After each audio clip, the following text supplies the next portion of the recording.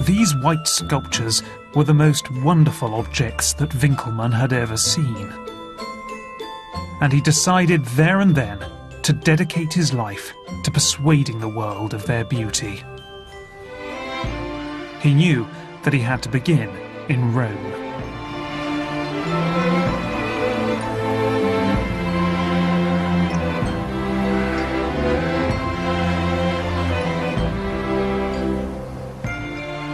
Winkleman arrived here in 1755, and he found it littered with white columns and marbles from antiquity. And he immediately set to work on a tome in which he celebrated all the wonderful white marble that he found.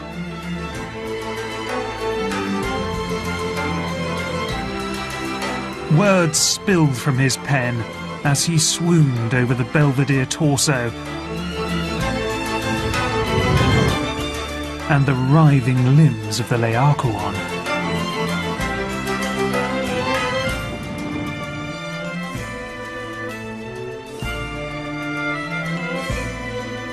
Winkleman's scribblings eventually attracted the attention of the Vatican, who appointed him keeper of their antiquities, a distinguished post once held by Raphael. And it was in the Vatican that Winkleman set eyes on a sculpture that would inspire him like no other. The Apollo Belvedere was thought to be a Roman copy of a Greek original made around 300 BC.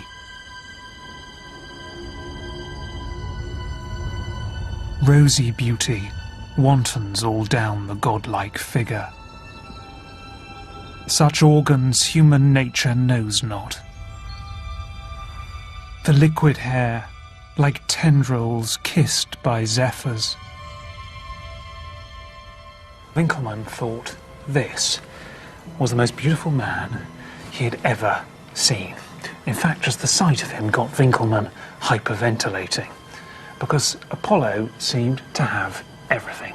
The hair, the attitude, the body. But the thing that Winkleman admired most about the sculpture was its whiteness.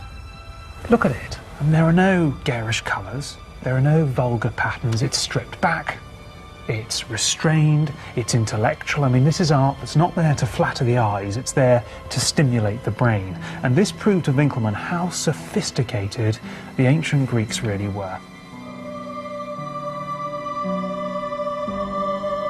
Well, I think for Winkleman, whiteness symbolised all of the great qualities of ancient Greek civilization.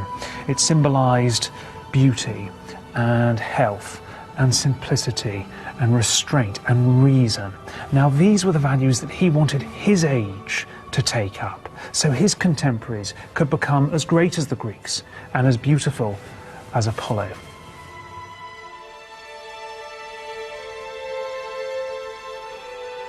Winkleman's celebration of the whiteness of ancient art may have been idiosyncratic, but it was hugely influential.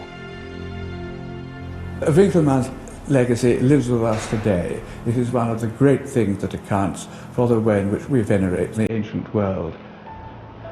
The veneration for buildings like the Parthenon, and art, admiration of antiquity, in its civilization, in its architecture, its law, its government, everything must be indebted to Winkleman.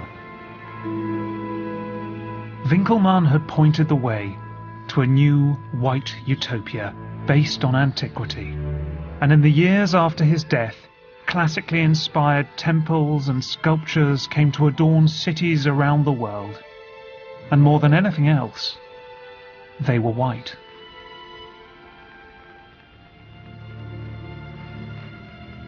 There is a great deal of moralizing that lies behind the notion of whiteness and purity.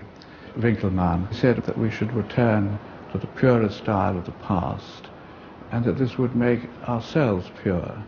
Didn't perhaps work very much in his case.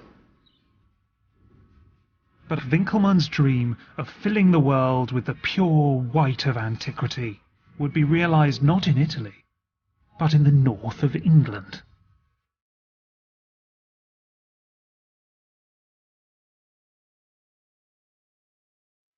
This elegant building and its grounds is known as Etruria, and in the 18th century it was the home of Britain's most famous potter, Josiah Wedgwood.